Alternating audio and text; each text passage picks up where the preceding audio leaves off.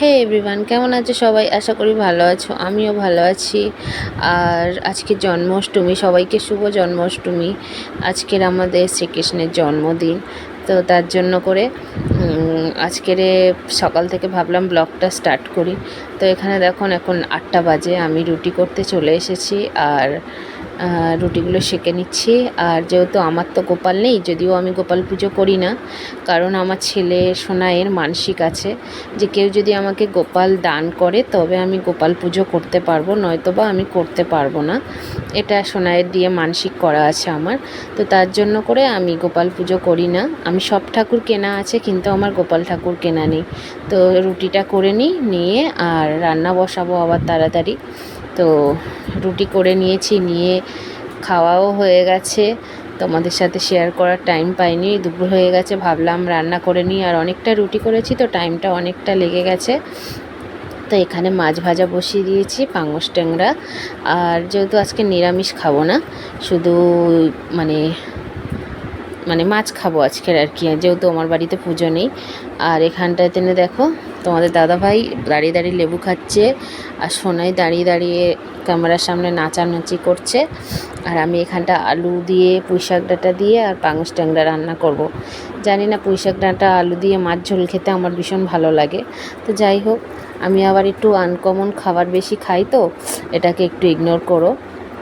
আর এখানে ভাই বোনে খেলা করছে। চলো, যা শুধু এখানে রান্না করে শুধু মাছের ঝোল ভাত করে নিয়ে চলে এসেছি, কারণ রুটি করতে অনেক টাইম লেগে গেছিলো।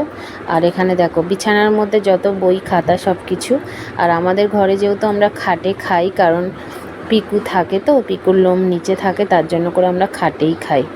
তো যাই হোক, এখানে দেখো সন্ধে হয়ে গেছে, ঘুমিয়ে গেছিলাম ভাত খেয়ে। সন্ধে হয়ে গেছে, ভাবলাম একটু পুজো দিয়ে দিই, যেহেতু মানে আজকের গোপাল পুজো। তো দাদাকে বললাম যাও একটু মিষ্টি আনো আর একটু ফুল আনো, আমি একটু ঘরে পুজোটা দিয়ে নিই। তারপর বৌদিদের বাড়ি পুজো হবে বলে বৌদি ওদিকে জোগাড় করছে আর সমানে ডাকছে।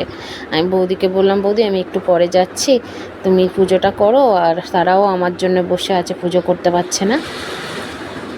তো আমি ঘরের পুজোটা কোনো রকমে তাড়াতাড়ি করে করেছি। আর দেখো, ঠাকুরগুলোকে স্নান করাইনি। ঠাকুরগুলো যেহেতু মানে পিতলের ঠাকুর, তো এরকম একটু জামা কাপড় না পরিয়ে খুলে রাখলে একটু কালো হয়ে যায়। তো আমি যদিও স্নান করাই, তো আমার একটু অসুবিধা ছিল, যার জন্য করে ঠাকুরগুলোকে স্নান করানো হয়নি। ভাবলাম কি ভাদ্র মাসে ঘর পরিষ্কার করব, আর গণেশ পুজো আছে, তখন একেবারে ঠাকুরগুলোকে সুন্দর করে ওই যে পাউডার ওই পাউডার আমি পরিষ্কার করি, তো ওইটা দিয়েই পরিষ্কার করে ঠাকুরগুলোকে একেবারে সুন্দর করে পরিষ্কার করে নেবো। তার জন্য করে আর কিছু করা হয়নি, অমনি আছে।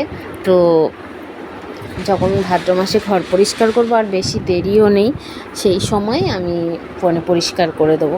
তো এখানে দেখো, তোমাদের দাদাভাইকে মিষ্টি আনতে পাঠিয়েছি। কোনো মিষ্টি তো দোকানে ছিল না, দোকানে মিষ্টি শেষ। তো আমি বলেছিলাম যা ওকে একটু এনো, তা সে মানে রসগোল্লা নিয়ে চলে এসেছে। তো 2টো করে রসগোল্লা ঠাকুরকে দিয়ে পুজো দেওয়া হচ্ছে। তো যাই হোক, ফুল এনেছে আর মিষ্টি এনেছে, আমি এখানে ঠাকুরকে পুজো দিয়ে দিচ্ছি। আর ওদিকে বৌদিরা বারবার ডাকছে। তো আর কি বলো তো, মানে আমি না গেলে বৌদি বারবার ডাকে। আমার মানে আমাকে ছাড়া ওরা কোনো কাজ করতে চায় না, যেহেতু আমি ওদেরকে আমার নিজের লোক ভাবে, তো তাই জন্য চলো বৌদি বাড়ি যাবো। তো ঘরে পুজো টুজোগুলো দিয়ে নিয়েছি, নিয়ে বৌদির বাড়ি চলে এসেছি। এসে দেখো, বৌদি কিন্তু মর্নিংয়ে ডিউটি করেছে, করে বাড়ি এসেছে। এসে এই ছোট্ট গোপুসোনাটা কিনে নিয়ে এসেছে। এনে উনি মানে 3টের সময় বাড়ি এসে তারপরে ঠাকুরের জন্য এইগুলো সব নিজে হাতে বানিয়েছে। যেহেতু ওনার এমন কোনো মানসিক নেই, তো ওই জন্য উনি একটা ছোট্ট গোপুসোনা কিনে এনেছে, এনে পুজো দিয়েছে।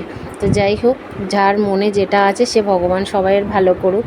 তো বৌদি দেখো পুজো করছে, মানে আমি বৌদিকে বললাম তুমি আরতিগুলো করে নাও, আমি যাচ্ছি বলে আমি ঘরের পুজো দিয়েই চলে এসেছি। এই দেখো, ছোট্ট গোপুসোনা বৌদির বাড়ির। আর বৌদি দেখো এখানে খিচুড়ি করেছে, লুচি বানিয়েছে, পায়েস বানিয়েছে, অনেক কিছুই করেছে গোপুর জন্যে। তো যাই হোক, ভিডিওগুলো দিতে একটু লেট হয়ে যাচ্ছে, কারণ আমার ফোনে ব্যালেন্স নেই। আমি তোমাদের দাদাভাইয়ের ফোন থেকে নেট নিয়ে তা ভিডিওগুলো পোস্ট করছি।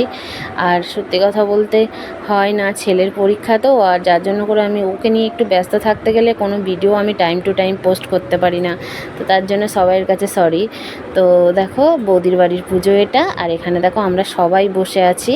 এখানে দেখো বৌদি বসে আছে পুচকিকে কোলে নিয়ে। এখানে ডাক্তারদা দেখো এনার ভর হচ্ছে, মানে ধ্যান করছে আর কি।